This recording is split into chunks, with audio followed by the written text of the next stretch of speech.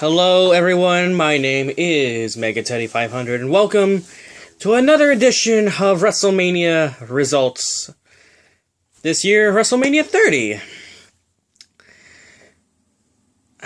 Ladies and gentlemen, tonight was one of the most amazing, shocking extravaganzas of the year. I mean, I've done so far, I've reviewed 28 and 29.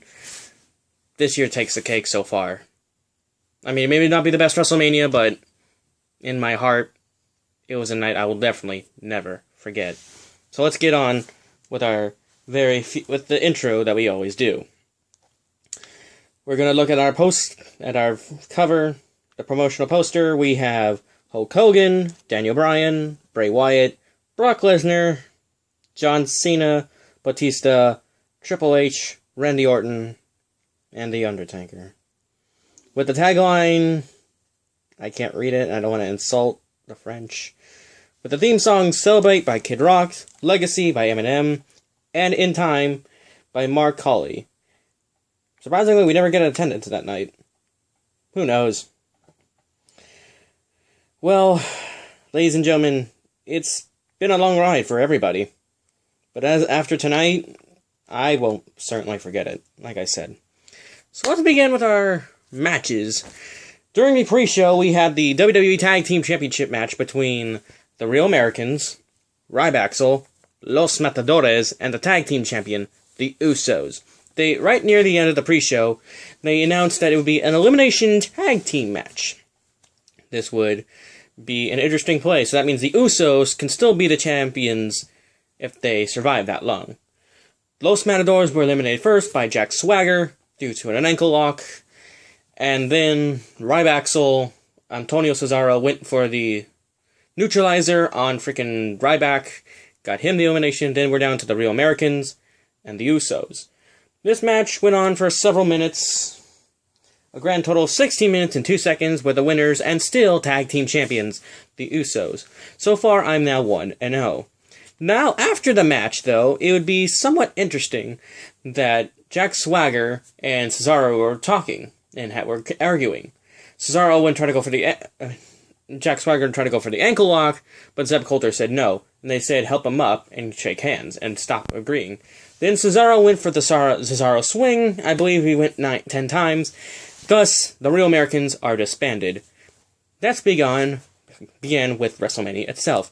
We start things off with Hulk Hogan as the host of this year's WrestleMania. After doing some random talk where he accidentally said the Silverdome, which was WrestleMania 3, when he meant to say the Superdome of WrestleMania 30. And apparently it was a joke, throughout the night. All of a sudden, a certain rattlesnake and glass breaking of the Austin 316 would appear.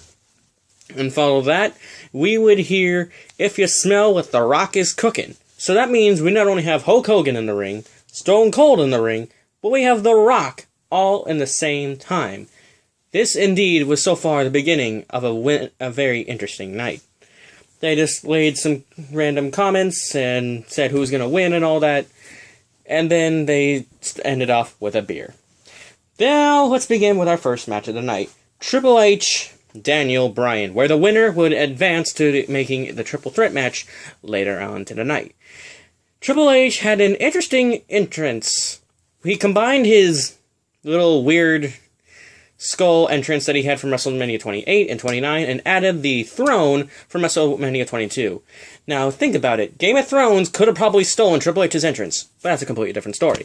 After that, Daniel Bryan came into the ring, and the match I deserve was an intense, exciting match. And surprisingly, the first match was the longest match with 25 minutes and 56 seconds. This match was really intense for the fans and Triple H and Stephanie McMahon as well. When Triple H tried to go for several pedigrees, people thought it was over. It wasn't. Once when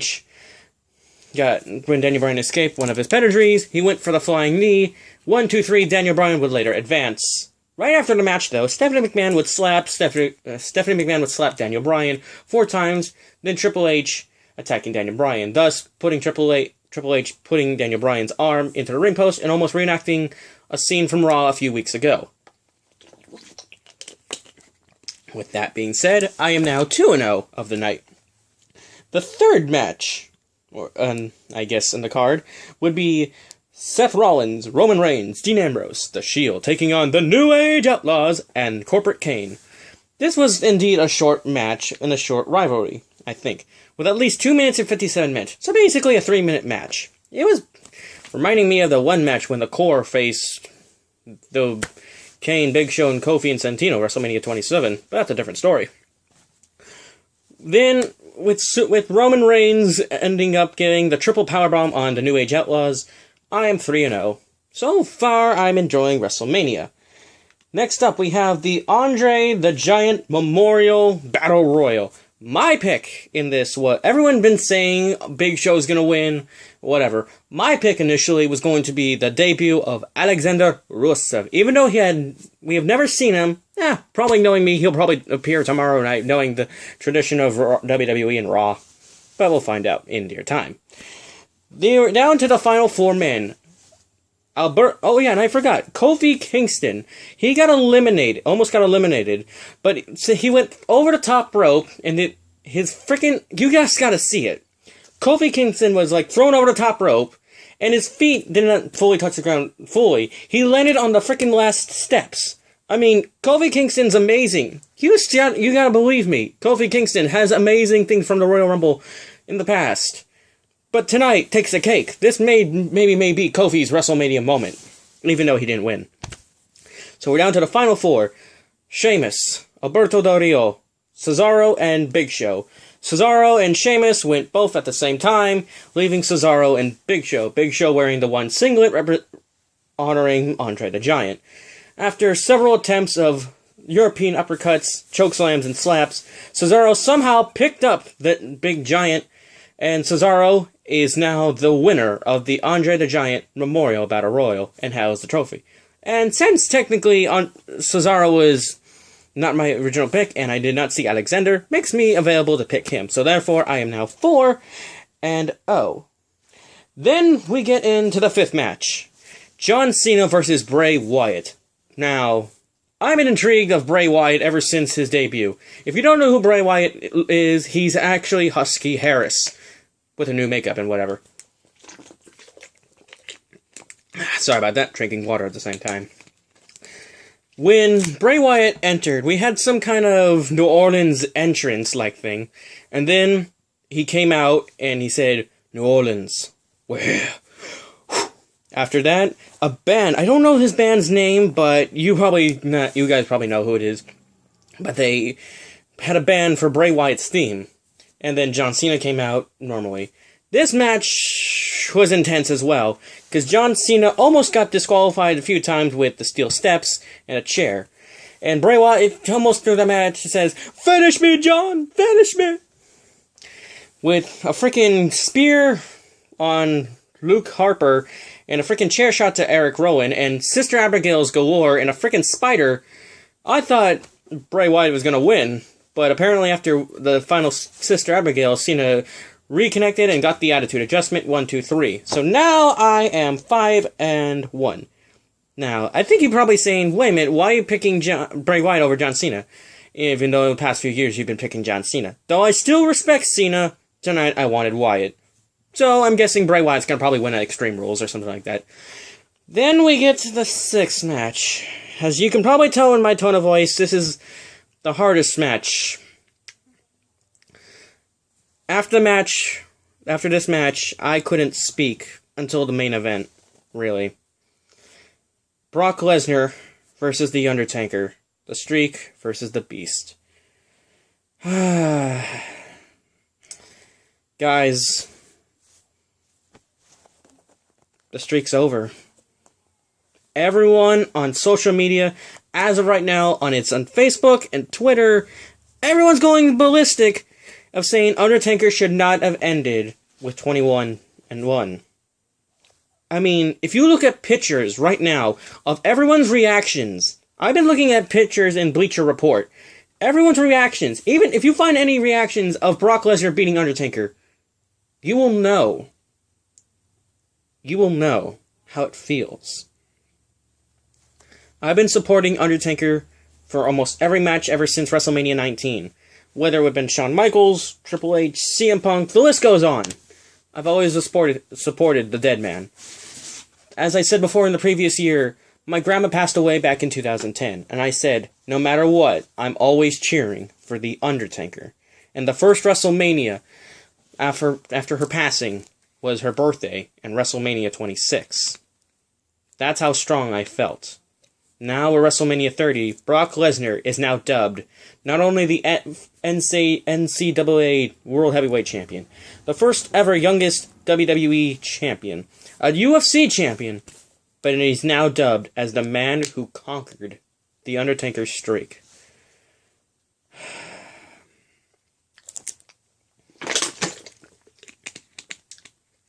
After it was all said and done, Undertaker walked off into the sunset, into the arena, backstage, and didn't look back. I'm guessing, folks, there's only one thing to do. Undertaker is guaranteed. If he's not next year, he should be. And I'm saying this right now. As of right now, WWE better frickin' put Undertaker as the first inductee in the Hall of Fame. I don't care whoever you are. I mean, maybe you're important, whatever. But Undertaker is the first inductee, without a doubt, the Hall of Fame. And am I saying, do I support Undertaker retiring this easily? No. He should have at least gone maybe a few more matches and then probably ended off as undefeated, not being defeated.